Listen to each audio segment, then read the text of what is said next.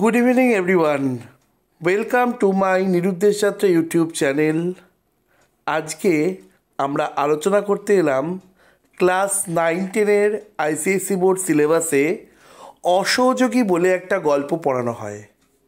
মানিক বন্দ্যোপাধ্যায়ের লেখা, খুব পরিচিত লেখক মানিক বন্দ্যোপাধ্যায়। সেই মানিক বন্দ্যোপাধ্যায়ের লেখা একটা ছোট গল্প অসহযোগী। আজকে আমরা এই গল্পটা নিয়ে পুঙ্খানুপুঙ্খ আলোচনা করব, কারণ গল্পটা আমাদের পাঠ্য রয়েছে। এই গল্পের চরিত্রগুলো নিয়ে আলোচনা করব এবং তার সাথে আমরা দেখে নেব এই গল্পটা থেকে আলোচনা করাকালীন আমরা দেখে নেব এই গল্পটা থেকে কি কি প্রশ্ন পরীক্ষায় আসতে পারে, কোথা থেকে কোশ্চেন আসবে, কোন কোন লাইনগুলো গল্পের খুব ইম্পর্টেন্ট, এই সমস্ত জিনিসগুলো নিয়ে আজকে আমরা আলোচনা করব। লেখক পরিচিতি থেকে আইসিএসসি বোর্ড পরীক্ষার কোনো খুব একটা প্রশ্ন আসে না বললেই চলে। তাই আমি আমার গল্পের বিষয়টা নিয়ে আলোচনা করছি। মানিক বন্দ্যোপাধ্যায় সম্পর্কে উনি একজন বিখ্যাত সাহিত্যিক, প্রচুর ছোট গল্প উপন্যাস লিখেছেন এবং লেখক পরিচিতি সম্পর্কে জানতে চাইলে তোমরা একটু বইটা দেখে নেবে। আমি গল্পটা নিয়ে আলোচনা করছি। মানিক বন্দ্যোপাধ্যায়ের লেখা এই অসহযোগী গল্পটাতে কয়েকটা চরিত্রের কথা বলা হয়েছে। এই কয়েকটা যে চরিত্র, তার মধ্যে দুটো চরিত্র প্রচণ্ড পরিমাণে গুরুত্ব পায়। একটা হচ্ছে হর্ষনাথ আর একটা হচ্ছে তার ছেলে রমেন। দেখো, হর্ষনাথের কথা দিয়ে আমরা গল্প সূচনা করছি, হর্ষনাথ আর রমেনের কথা দিয়ে গল্প সূচিত হচ্ছে। এই গল্পটা পড়তে পড়তে আমি তোমাদের সঙ্গে পুঙ্খানুপুঙ্খ আলোচনাটা করছি। একটু ভালো করে ক্লাসটা ফলো করো, আমার কথাগুলো একটু শোনো, আশা করি বুঝতে কারোর অসুবিধা হবে না। তাই ক্লাসটা শুরু করার আগে প্রতিবারের মতো এবারেও বলবো, তোমরা যারা আমাকে ভালোবাসো, আমার চ্যানেলটাকে ফলো করো, তোমাদের বন্ধুদের সাথে শেয়ার করো, যাতে আরও ভালো ভালো ভিডিও তোমাদের জন্য রেডি করতে পারি। আর কথা না বাড়িয়ে আমি ক্লাসে চলে যাচ্ছি। দেখো, গল্পের প্রথমেই কি বলেছে, রমেনের বাবা হর্ষনাথ ধনেশগঞ্জের মস্ত আড়তদার। বছরখানেক আগে রমেনকে সে তার পিস্তত ভগ্নিপতি সূর্যপদর কাছে পাঠিয়ে দিয়েছিল, ছেলেটাকে একটু শান্ত শিষ্ট ভদ্র বানানোর আশায়। রমেন একেবারে মারাত্মক রকম দুরন্ত হয়ে উঠেছিল, কিছুতেই সে তার সঙ্গে এঁটে উঠতে পারছিল না। 2-3 বার কোর্ট পর্যন্ত তাকে দৌড়াতে হয়েছিল ছেলের জন্য। অর্থাৎ আমরা এখানে কি দেখতে পাচ্ছি, হর্ষনাথ ছেলেকে নিয়ে প্রচণ্ড বিরক্ত হয়ে উঠেছিলেন। রমেন এতটাই দুরন্ত ছিল যে রমেনকে তিনি নিজে শুধরাতে পারেননি বাবা হয়ে। তাই রমেনকে শুধরানোর জন্য তার পিস্তত ভগ্নিপতির কাছে পাঠাতে হয়েছিল। তার পিস্তত ভগ্নিপতির নাম কি ছিল? সূর্যপদ। তার কাছে রমেনকে পাঠাতে হয়েছিল। এবং 2-1 বার এমন ঘটনাও ঘটেছিল গ্রামে যে হর্ষনাথকে কোর্ট অবধি পর্যন্ত দৌড়াতে হয়েছিল রমেনের জন্য। শেষে রমেন যখন একদিন ম্যাজিস্ট্রেট মিস্টার বসুর ছেলেকে মেরে রক্তারক্তি করে দিল, তখন সে পরিষ্কার বুঝতে পারল যে এ ছেলেকে সামনে চলা সমর্থ নয়, তার সামর্থ্য নয়। এ ছেলে তার সর্বনাশ করবে।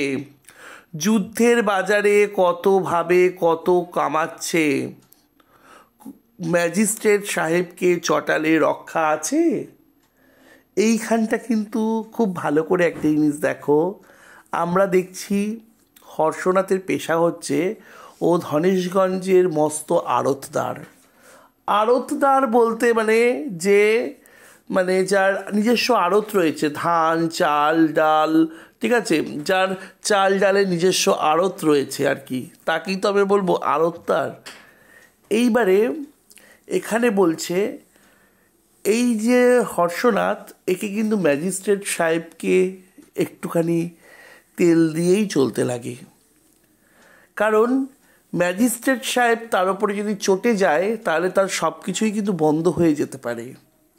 বলছে যুদ্ধের বাজারে কত কামাচ্ছে, এই কামানোটা কিন্তু স্বাভাবিকভাবে কামানো নয়, একটু কি বলবো, 2 নম্বরই টাকা পয়সার ব্যাপার এখানে চলে আসছে, যেটা হর্ষনাথ করে থাকে, এবং তাতে কার মদত রয়েছে? ম্যাজিস্ট্রেট সাহেবের মদত রয়েছে। তাই ম্যাজিস্ট্রেট সাহেবকে কোনোভাবেই হর্ষনাথ চটাতে চায় না।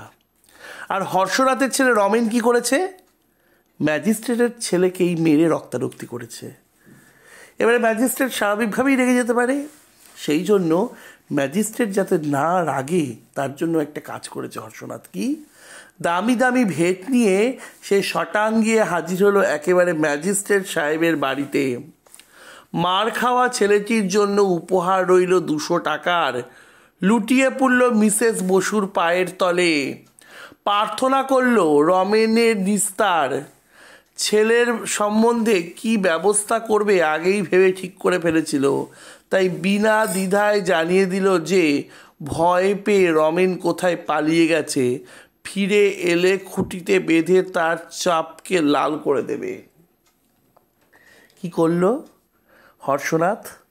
হর্ষনাথ খুব বুদ্ধি করে দামি দামি ভেট নিয়ে, মানে উপহার নিয়ে, দামি দামি ভেট নিয়ে শটাং গিয়ে হাজির হলো ম্যাজিস্ট্রেটের বাড়িতে।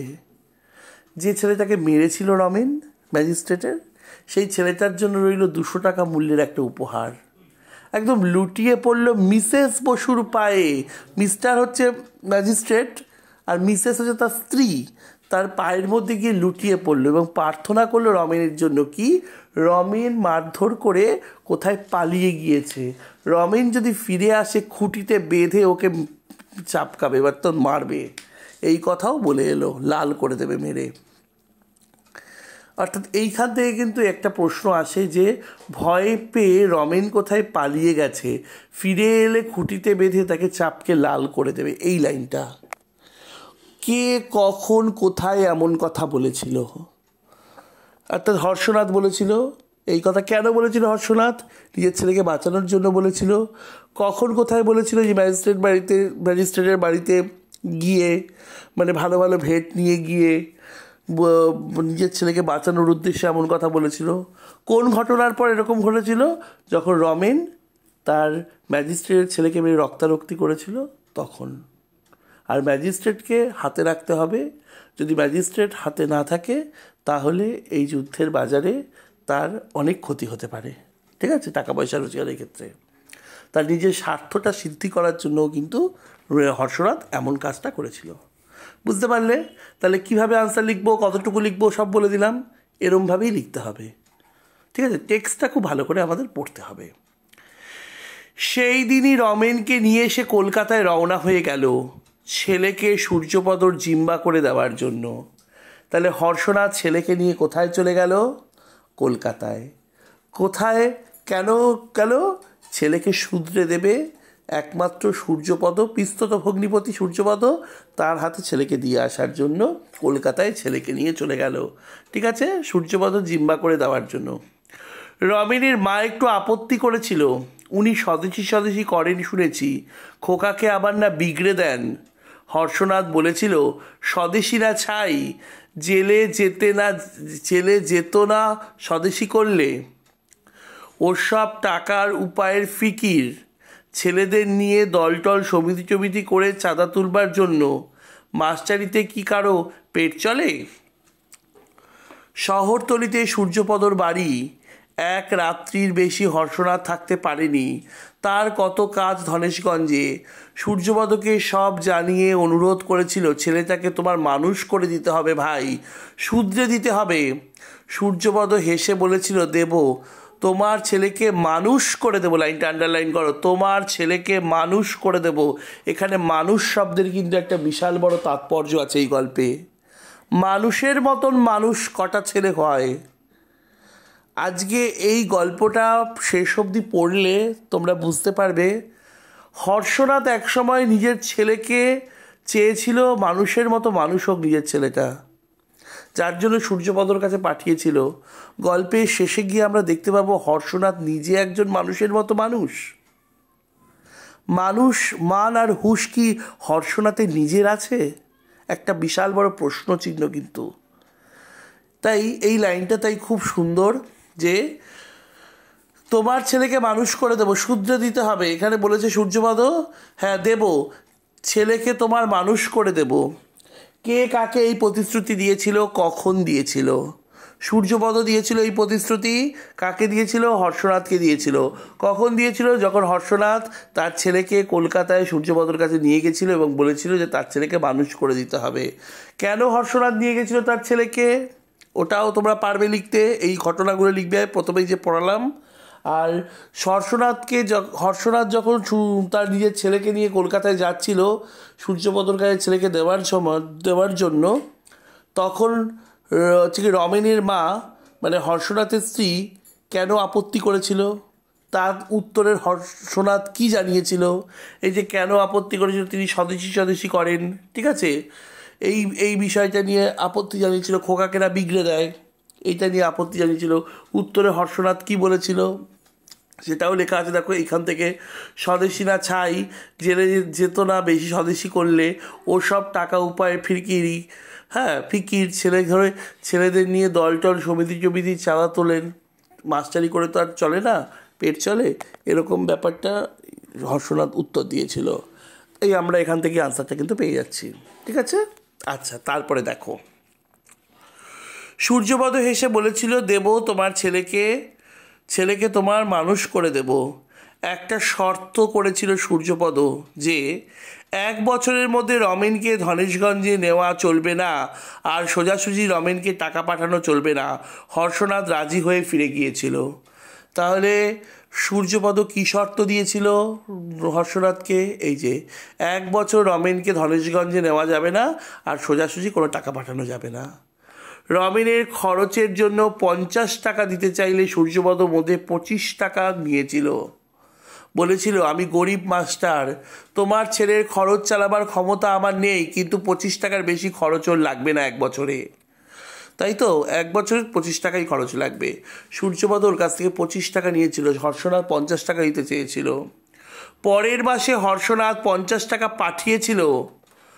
কয়েকদিন পরে 25 টাকা ফেরত আসায় খুশি হয়ে রমেনের মাকে বলেছিল, না, ছেলেটি সত্যিই ভালো, ছেলেটিকে শুধরে দিতে পারবে বলে মনে হয়।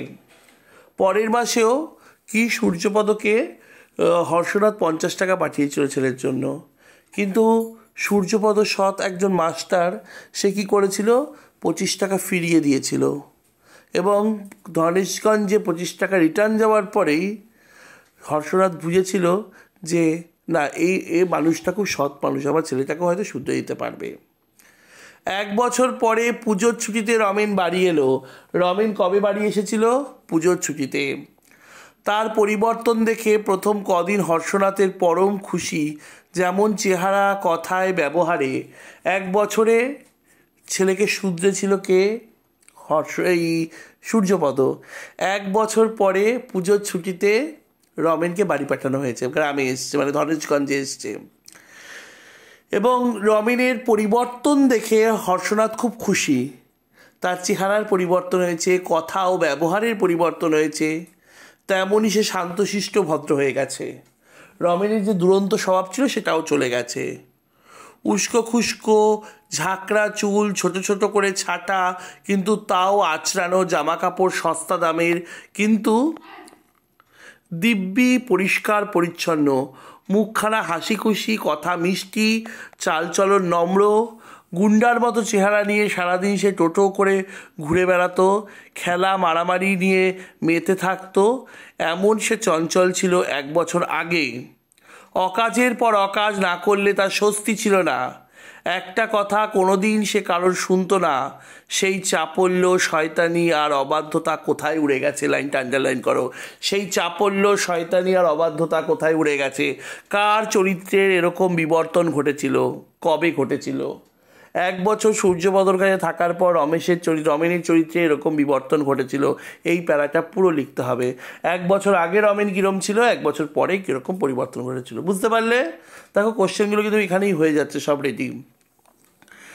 আচ্ছা, রমেন তো গ্রামে এসছে, তারপরে দেখছি সারাদিন বাইরে বাইরে ঘুরে বেড়ায়, যায় একটু দোষ, কিন্তু কোনো অকর্মের খবর না পেয়ে বা বাড়ি ফিরলে ছেলের দেহে বা কাপড় জামায় দুরন্তপনার চিহ্ন না দেখে হর্ষনাথ নিশ্চিন্ত হয়। সারাদিন ঘুরে বেড়ায় একা একা এখানে ওখানে, এইটা নিয়ে হর্ষনাথ চিন্তিত নয়। কিন্তু রমেন তো কোনো খারাপ কাজ করছে না বা কোনো দুরন্তপনাও করছে না, কাপড় চোপড়ে কোনো দুরন্তপনার চিহ্নও নেই, এই জন্য হর্ষনাথ নিশ্চিন্ত ভাবে এতদিন পরে দেশে এসেছে, পুরনো বন্ধুদের সঙ্গে হয়তো আড্ডা দিচ্ছে স্বাদ মিটিয়ে, ওতে আর কি আসে যায়, ওতে আর কি আসে যায়, কখন কার এরকম মনে হয়েছিল। রমেন সারাদিন বাইরে বাইরে ঘুরে বেড়ায়, কিন্তু রমেন কোনো দুরন্তপনা করে না, অপকর্ম করে না, এই সমস্তের খবরও পাওয়া যায় না। তাই হর্ষনাথ খুব খুশি থাকে রমেনকে নিয়ে এবং নিশ্চিন্ত থাকে এবং ভাবে এতদিন পর নিজের দেশে ফিরেছে, তাই পুরনো বন্ধুদের সাথে আড্ডা দিচ্ছে, এতে আর কি দোষ, ঠিক আছে, এতে আর কি আসে যায়, এই প্রসঙ্গেই কথাটা বলা হয়েছে। দিন সাতেক পরেই কিন্তু তার মনে একটা খটকা লাগে, লাইনটা আন্ডারলাইন করো। দিন সাতেক পরে তার মনে একটা খটকা লেগে, কার মনে কোন খটকা লেগেছিল? হর্ষনাথের মনে খটকা লেগেছিল। কি খটকা লেগেছিল? এই যে আড়ত থেকে ভাত খেতে বাড়ি ফিরে দেখে কি শতিনেক দুর্ভিক্ষের কাঙালি মেয়ে পুরুষ ছেলেগুলো বাড়ির পাশের ফাঁকা বটতলায় পাত পেতে ভাত খাওয়াচ্ছে। পরিবেশন করছে রমেন এবং তারই বয়সটি 25-30 ছেলে। একদিন দুপুরবেলা ভাত খেতে এসছে আড়ত থেকে হর্ষনাথ, বাড়ি ফিরেছে। বাড়ি ফিরে কি দেখছে যে শতিনেক মানে 300 মতো দুর্ভিক্ষের কাঙালিকে, মানে ছেলে পুরুষকে, ছেলে মেয়েকে, বুড়ো বুড়ি ছেলে পুরুষ সবাই, ছেলে মেয়ে সবাইকে বাড়ির পাশের ফাঁকা বটতলায় পাত পেতে ভাত খাওয়াচ্ছে। কে খাওয়াচ্ছে? রমেন খাওয়াচ্ছে। পরিবেশন করছে রমেন এবং তার বয়সী 25-30টা ছেলে। দেখে মুখ হা হয়ে যায় হর্ষনাথের। হর্ষনাথ দেখে অবাক হয়ে যায়, রমেন যেই 300 লোককে খাওয়াচ্ছে এখানে বসে, এখানে ছেলে মেয়ে বুড়ো বুড়ি সবাই রয়েছে, যে খাওয়াচ্ছে, এত ভাত পেল কোথা থেকে রমেন? বাড়ির ভিতরে ধপাস করে বসে পড়ে, ছেলেকে সে ডেকে পাঠায়। এসব কি হচ্ছে? বাড়ির ভিতরে এসে হঠাৎ করে ধপাস করে বসে পড়ে এবং চিন্তা করে কি হচ্ছে এগুলো, ছেলেকে ডেকে পাঠায়, বলে কি হচ্ছে? রমেন তখন উৎসাহে ফুটছে, ওদের খাওয়াচ্ছি বাবা, কত হিসেব করে খাওয়াতে হচ্ছে জানো, কতদিন ধরে খায় না, বেশি খেলেই মরবে, তা কি বোঝে বেটারা? সবাই চেঁচাচ্ছে আরও দাও আরও দাও, সামলানো দায়, চাল ডাল সব পেলি কোথা থেকে? অর্থাৎ যখন জিজ্ঞেস করছে হর্ষনাথ এটা কি হচ্ছে, রমেন উৎসাহের সাথে ওরা কিভাবে খাচ্ছে সেই কথা বলছে। ওরা 4-5 দিন কিছু খায় না এবং এতটাই খিদে ওদের মধ্যে, খালি আরও দাও বলে ওরা চেঁচাচ্ছে।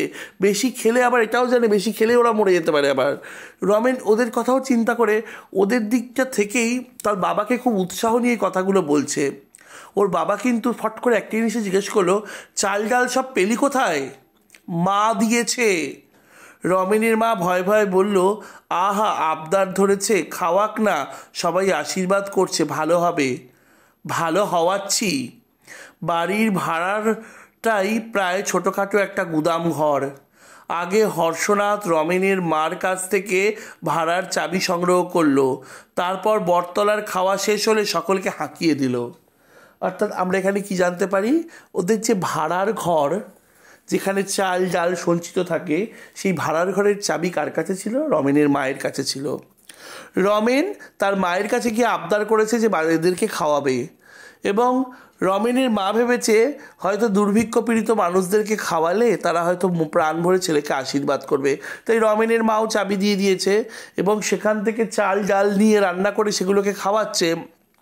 এইটা হর্ষনাথ কিছুতেই মেনে নিল না এবং হর্ষনাথ একজন পাকা ব্যবসায়ী এবং সে কোনোভাবেই তার ফ্রিতে কোনো কিছু কাউকে দিতে চায় না, 1 পয়সাও ছাড়তে চায় না। সেক্ষেত্রে রমেন হর্ষনাথের ছেলে হয়ে এত বড় একটা সিদ্ধান্ত নিচ্ছে, এতজন লোককে খাওয়াচ্ছে, এইগুলোর হর্ষনাথের কিন্তু একদম পছন্দ হয় না।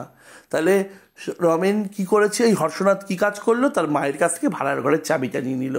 তারপরে ওই বটতলায় যেখানে দুর্ভিক্ষ পীড়িত লোকগুলোকে খাওয়াচ্ছিল, ওদের খাওয়া হলে ওদের ওখান থেকে তাড়িয়ে দিল। তাহলে এখানে আমি একটা কোশ্চেন বলেছিলাম, 7 দিন পরেই কিন্তু তার মনে একটা খটকা লাগে। 7 দিন পরে কি ঘটনা ঘটেছিল এই যে রমেন যে দুর্ভিক্ষ পীড়িত কাঙালিদের খাওয়াচ্ছিল এই ঘটনাটা ডিটেলসে লিখতে হবে। লিখতে পারবে সবাই? চলো নেক্সট। আধার নেমে এলো রমেনের মুখে। সে বলল, আমি ওদের 7 দিন রোজ খাওয়ার কথা বলেছি বাবা, তারপর ওরা গায়ে ফিরে যাবে। যখন হর্ষনাথ এইসা থেকে বটতলার ওখান থেকে তাড়িয়ে দিচ্ছে খাওয়ার পরে, সেই দুর্ভিক্ষ পীড়িত কাঙালিদের তাড়িয়ে দিচ্ছে, তখন রমেন বলছে, আমি ওদের প্রতিশ্রুতি দিয়েছি বাবা, ওরা 7 দিন এখানে খাবে, তারপর ওরা গ্রামে ফিরে যাবে। চুপ কর বেয়াদব কোথাকার, 7 দিন ধরে খাওয়াবে, আমাকে ফুতুর করার মতলব? কি বলছে? বলছে চুপ কর বেয়াদব কোথাকার, 7 দিন ধরে খাওয়াবে, আমাকে ফুতুর করার মতলব? মানে তুই কি আমাকে ফুতুর করতে চাস? 7 দিন ওদের খাওয়াবি? দিন যায়, প্রতিদিন চারিদিকে ক্ষুধিতদের কান্না হু হু করে বেড়ে যেতে থাকে। এখানে আমরা দেখছি যে সময় মানিক বন্দ্যোপাধ্যায় গল্পটা লিখেছেন, সেই সময় দুর্ভিক্ষ পীড়িত জীবনের কথা কিন্তু উঠে আসছে। চারিদিকে দুর্ভিক্ষ পীড়িত, গ্রামে গ্রামে আগুন লেগেছে, মানুষ পালিয়ে এসছে দুমুঠো খাওয়ার জন্য, মানুষ এসে ভিড় জমাচ্ছে একটুখানি যদি খাবার পায়, ঠিক আছে? তাই বলছে দিন যায়, প্রতিদিন চারিদিকে ক্ষুধিতের কান্না হু হু করে বেড়ে যেতে থাকে। রমেন আর হাসে না, খেতে বসে ভাত ছড়িয়ে উঠে যায়, দুধ পড়ে থাকে, দুধের বাটিতে সন্দেশ পিঁপড়ায় খায়। এই লাইনটা খুব ভালো করে এই জায়গাটা মনে রাখবে। চারিদিকে যখন ক্ষুধিতের কান্না হু হু করে বেড়ে ওঠে, তখন রমেনের কীরকম অনুভূতি হয় বা মানসিক কীরকম অনুভূতি হয়, এই জায়গাটা। হর্ষনাথ রাগ করে বলে, কি জ্বালা বাপু, কেন হয়েছে কি? সবাই না খেয়ে মরে যাবে, তুমি কিছু করবে না বাবা? রমেন বারবার তার বাবাকে বলে, বাবা সবাই দেখছো কিভাবে কাঁদছে, তারা না খেয়ে মরে যাবে, তুমি কিচ্ছু করবে না? দিলাম যে 20 মণ চাল রিলিফ। 20 মণ? তোমার আড়তে হাজার হাজার মণ চাল রয়েছে, সবাই ছিছি করবে বাবা, সবাই আমায় ঘেন্না করছে তোমার ছেলে বলে। রমেন কি বলছে, তুমি 20 মণ চাল শুধুমাত্র রিলিফে দিয়েছ, কিন্তু তোমার আড়তে তো হাজার হাজার মণ চাল রয়েছে, সবাই আমাকে ঘেন্না করবে বাবা, আমি তোমার ছেলে বলে। চুপ কর বেয়াদব কোথাকার। কি গালি দিয়েছিল হর্ষনাথ রমেনকে? বেয়াদব বলে। চুপ কর বেয়াদব কোথাকার। 2 দিন রমেনকে খুঁজে পাওয়া যায় না। রমেনের মা কেঁদে কেটে অস্থির হয়, মনে মনে যথেষ্ট শঙ্কিত হলেও হর্ষনাথ বাইরে মুখ গম্ভীর করে থাকে। রাগে ভয়ে দুশ্চিন্তায় তার মেজাজটা যায় বিগড়ে। ভাবে রমেন ফিরলে মেরে তাকে আস্ত রাখবে না। 2 দিন পর রমেন ফিরলে তার চোখের চাউনি দেখে দুটো ধমক দিতেও তার সাহস হয় না। লাইনটা আন্ডারলাইন করো। 2 দিন পরে রমেন ফিরলে তার চোখের চাউনি দেখে দুটো ধমক দিতেও সাহস হয় না। কার? হর্ষনাথের হয় না। কখন? যখন দুর্ভিক্ষের মাত্রা বাড়ছে, মানুষ না খেতে পেয়ে চারিদিকে কান্নাকাটি করছে, তখন রমেন অনেক করে তার বাবাকে অনুরোধ করে, তাদের আড়তে হাজার হাজার মণ চাল রয়েছে। 20 মণ চাল তার বাবা রিলিফে দিয়েছে, কিন্তু হাজার হাজার মণ চাল রয়েছে তাদের উদ্দেশ্যে দেওয়ার জন্য। যখন হর্ষনাথ রাজি হয় না, রমেন রাগ করে বাড়ি ছেড়ে চলে যায়, বাড়ি থেকে বেরিয়ে যায়। রমেনের মা কান্নাকাটি করে, ঠিক আছে, কিন্তু হর্ষনাথ মুখ গম্ভীর থাকলেও ছেলেকে নিয়ে যথেষ্ট দুশ্চিন্তা করে। তারপরে যখন রমেন ফিরে আসে, মাঝখানে হর্ষনাথ ভেবেছিল বাড়ি ফিরলে তাকে মেরে ধরে লাল করে দেবে, কিন্তু তারপরে যখন হর্ষনাথ ফিরে আসে, তখন কিন্তু রমেনের দিকে তাকিয়ে হর্ষনাথ কিছু করতে পারে না। চাউনি দেখে সাহস হয় না। এই প্রসঙ্গে কথাটা বলা হয়েছে। কেমন এক খাপছাড়া অদ্ভুত দৃষ্টিতে রমেন আজকাল তার দিকে তাকাতে আরম্ভ করেছিল। দেখে তার কেমন ভয় ভয় করে। কার কখন এরকম মনে হয়, এই জায়গাটা ভালো করে দেখবে। কোথায় গিয়েছিলি রে না বলে? অনাথবাবুর সঙ্গে সাতগাঁয়ে। রমেন কোথায় গিয়েছিল? অনাথবাবুর সাথে সাতগাঁয়ে গিয়েছিল। অনাথবাবুর সাথে? তার পরম শত্রু অনাথবাবু, সেই দিন যার জন্য প্রায় 1000 মণ চাল গুদামে তোলার বদলে বাধা দামে বিক্রি করে দিতে হয়েছিল তাকে। হর্ষনাথের পরম শত্রুকে এই অনাথবাবু। অনাথবাবুর জন্য হর্ষনাথ চাল গুদামে তুলতে পারেনি এবং তাকে বাধা দামে মানে কেনা দামে বিক্রি করে দিতে হয়েছিল। ঠিক আছে। রমেন আবেদন আর আবদারের সুরে বলে, কি অবস্থা হয়েছে তুমি ভাবতে পারবে না বাবা। তুমি এক কাজ করো বাবা, যে দামে কিনেছিলে সেই টাকা লাভ রেখে চাল বেচে দাও। তোমার তো লোকসান হবে না, কত লোকে বাঁচবে ভাবো দেখি।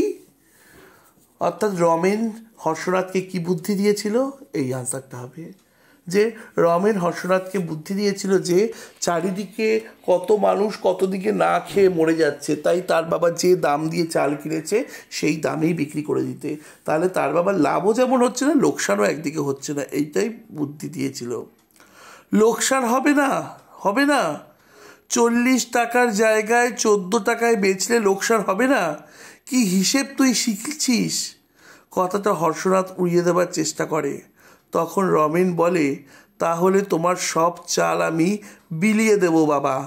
আগে থেকে বলে রাখলাম, তোমার আমি মানুষ খুন করতে দেব না। এই লাইনটা আন্ডারলাইন করো, তোমায় আমি মানুষ খুন করতে দেব না। কে কাকে কখন এমন কথা বলেছিল?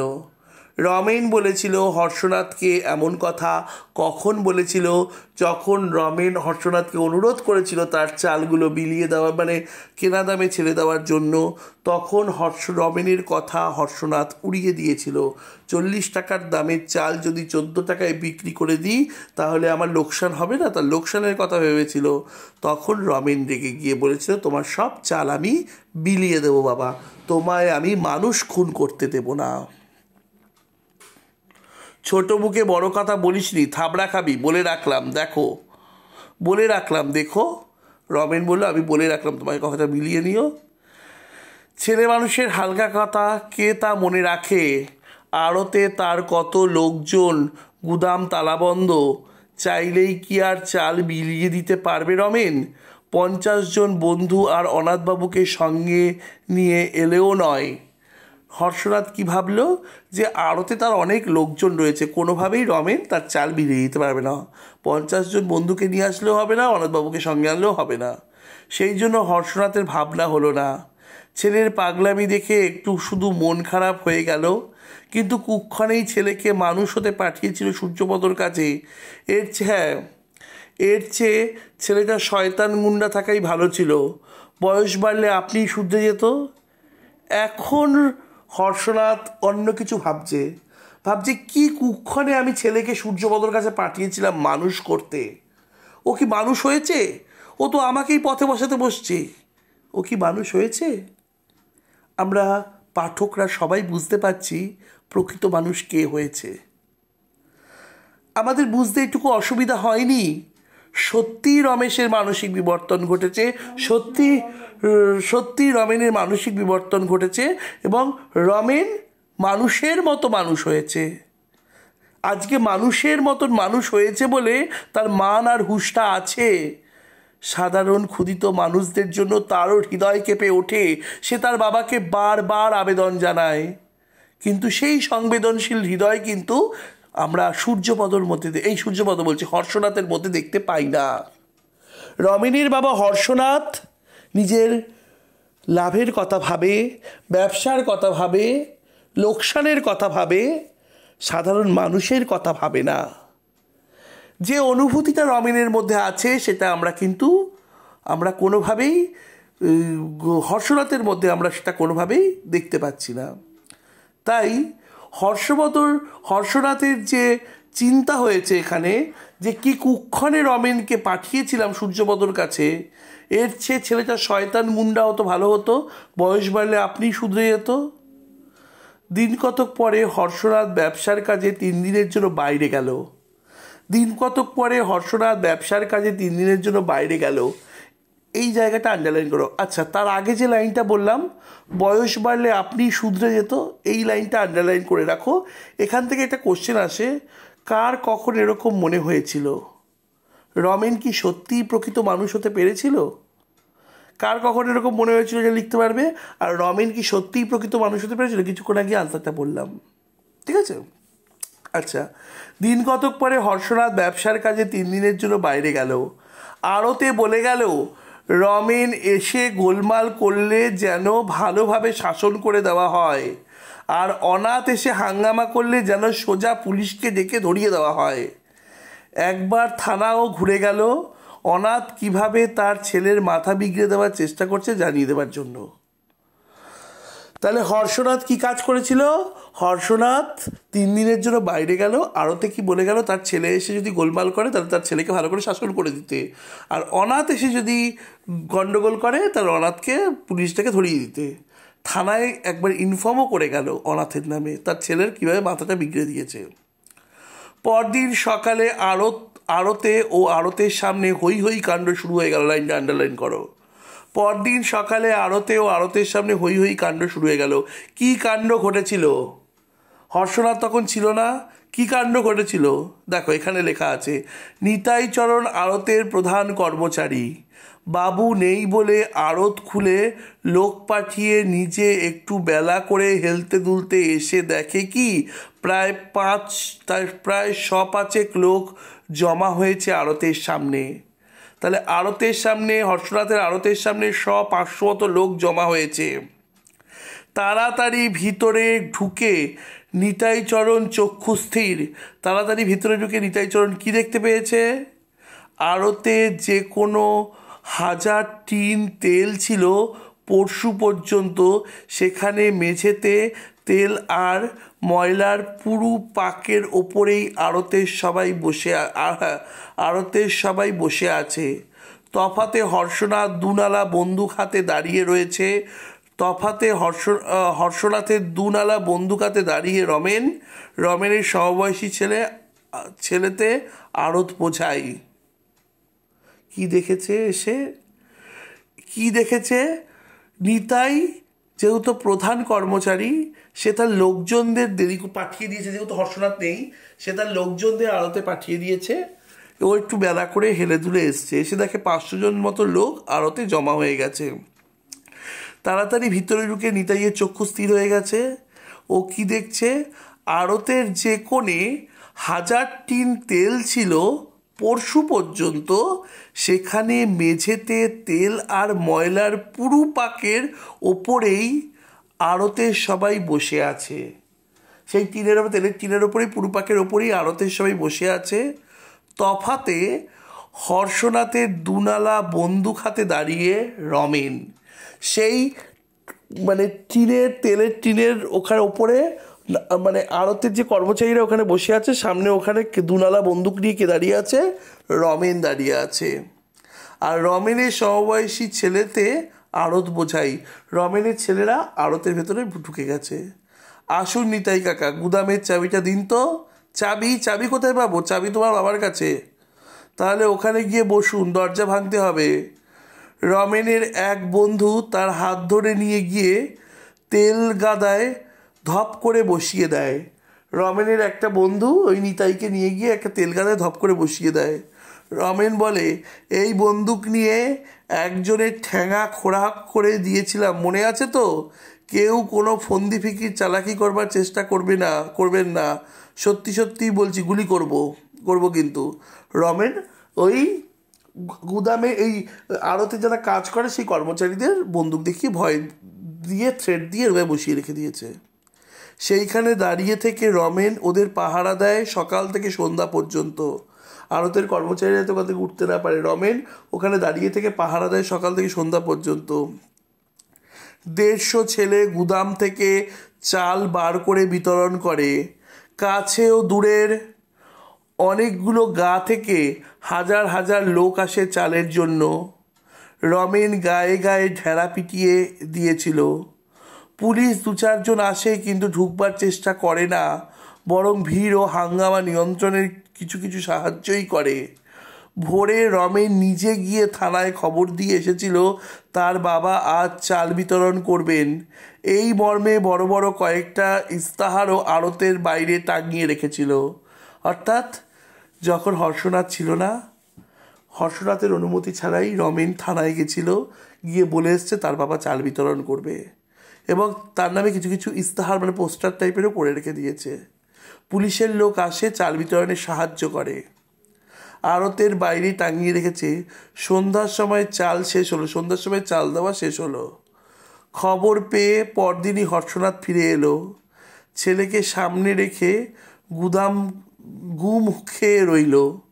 তার কান্না পাচ্ছিল। ছেলেকে সামনে দেখে হর্ষনাথের আর কিছু বলার রইল না। হর্ষনাথ গুম হয়ে গেল। হর্ষনাথের প্রচণ্ড কান্না পাচ্ছিল।